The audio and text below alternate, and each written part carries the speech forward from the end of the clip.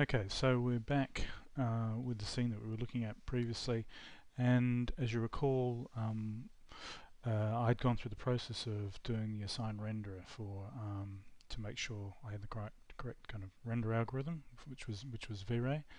Now, because I have a demo version that I'm using here, it has a couple of little limitations which I'll just show you. I don't think this will occur for you for using the pools, but for if you do download a demo much as I've done, then you may need to do this. Okay, one of the errors it was giving me when I go to render is cannot render 600 by 450 max resolution for progressive for demo. Okay, now what that just means is that I need to change my render type. I'm going to do it to adaptive. Okay, I'm going to have to do that each time I do a render, but just bear with me as we go through this. So I've got the render set up, just its most basic configurations. There's much more that we can do, which I can talk about later. One of them, I guess the simplest things to show you is the output size. Okay, you can see there's a width and a height relationship. There's a number of presets, 320 by 240, etc. And there's an aspect ratio that you can see here as well.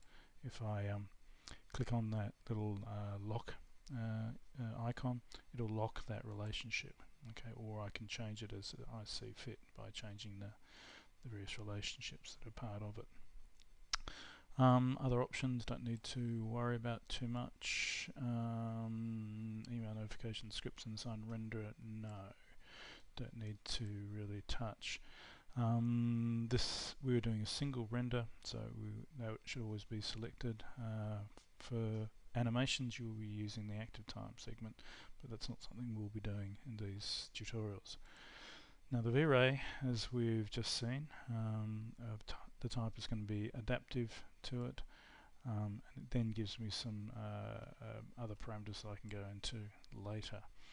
One thing we will be turning on later on is enable GI, global illumination. I'll just turn it on for now, but it won't make a lot of difference because essentially what we'll be dealing with in the first instance is just trying to correct the amount of intensity of the sun. So if we just go ahead and render this image out, okay, now you'll see that it's extremely bright.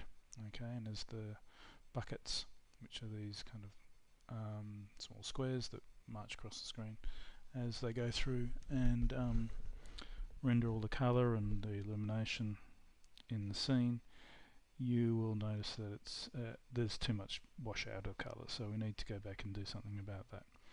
To do that, I'll just close this off and put this over here. I need to select my sun.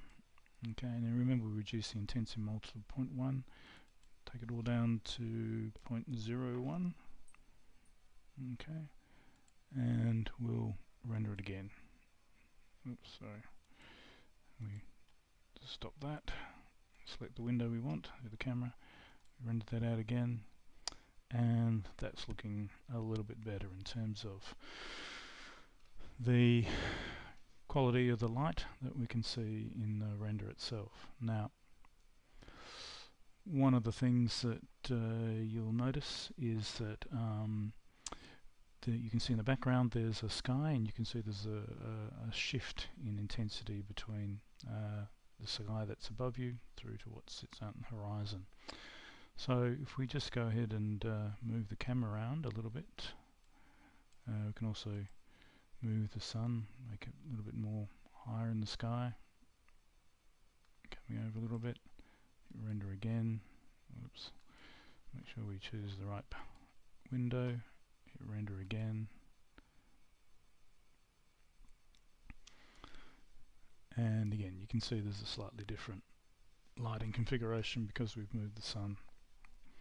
Okay, but one thing we are getting, which is quite good, is a sense of the crispness of geometry generally. Okay, so we can even move our camera over now and focus in on the teapot because it has got some interesting geometry. So I'll select it, as you can see, and I've got the move tool selected, so I'll bring it around here so that we can have a look at the teapot and set it in relationship to the other geometry that you see here, like that. So I'm just working between the camera and the camera target, just to align my view to what I want to see. Okay, alright, so select this panel again, hit render again,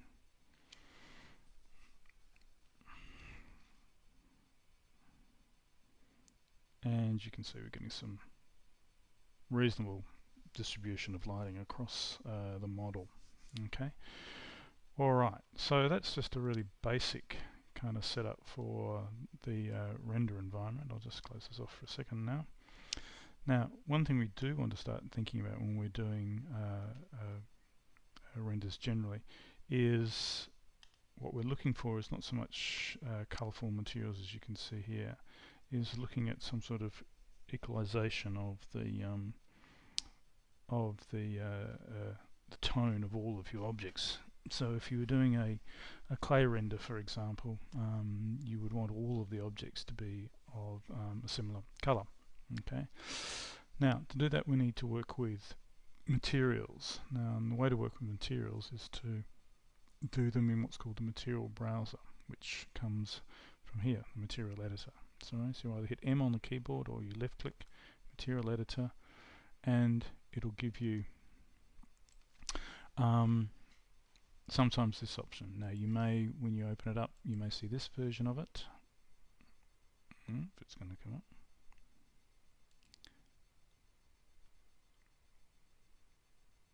Oops, taking a little bit of you may see this version of it. This is the slate material editor.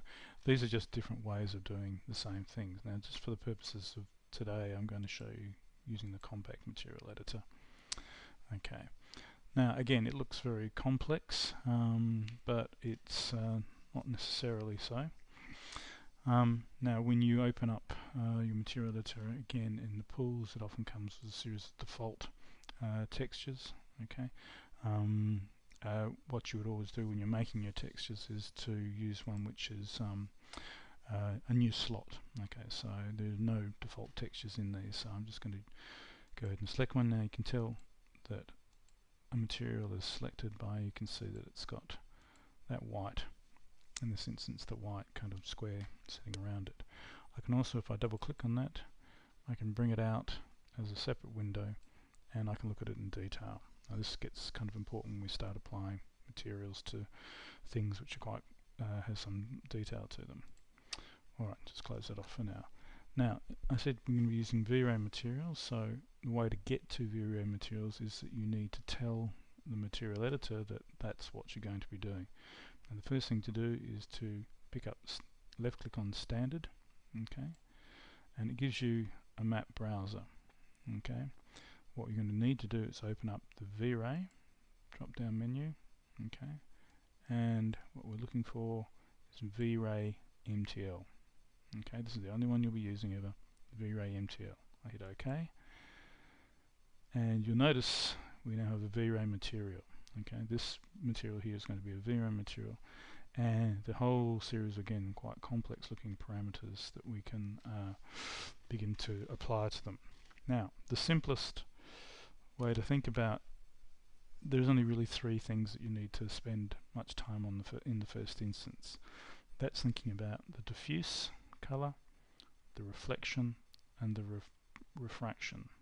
Okay, everything else you can just ignore for a while. There's a level of complexity available within this, but not necessarily one that you need.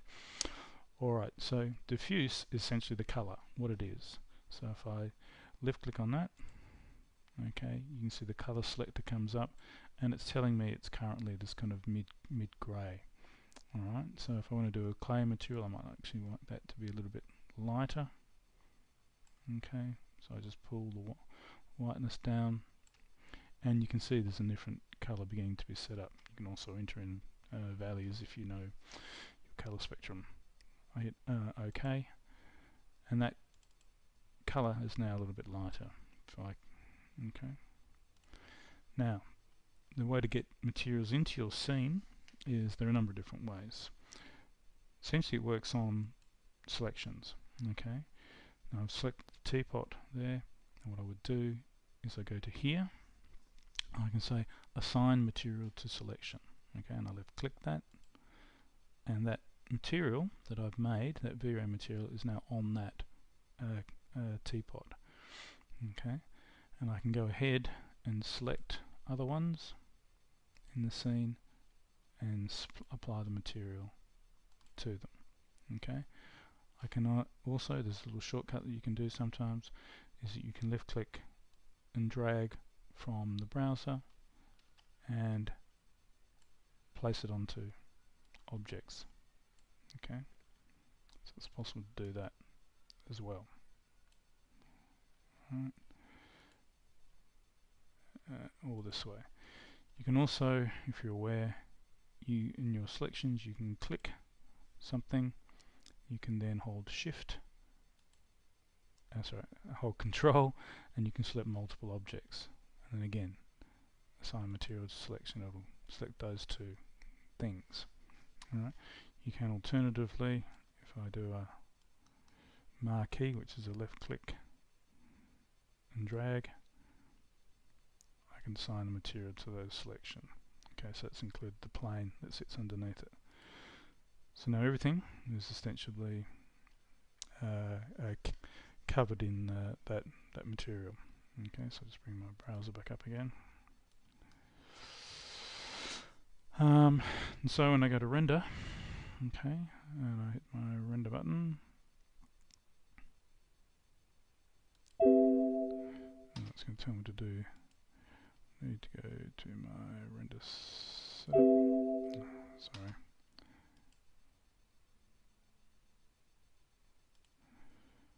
I need to set this again to adaptive, and I hit render. Now everything has that uniform grey colour. Okay, so if you're doing clay models of some sort, okay, you may want to just basic white models, you may want to think about using it in that fashion.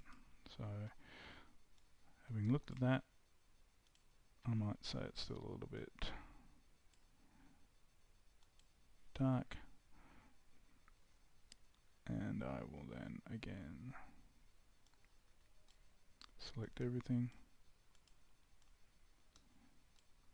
and apply the material to selection.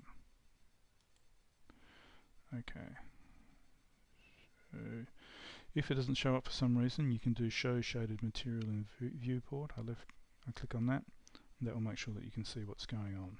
Alright, so I hit render again, and I've got the wrong window selected. Come back, choose the right window, render again. Okay, there you see it. Okay. Alright, so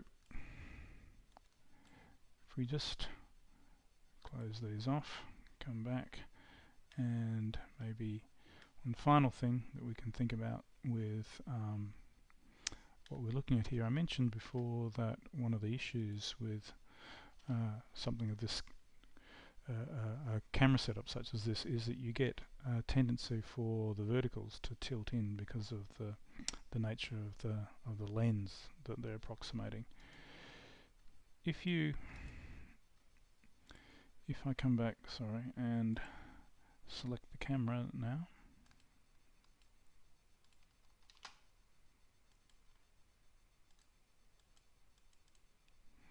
okay, I can right click on it, and I can do apply camera correction modifier.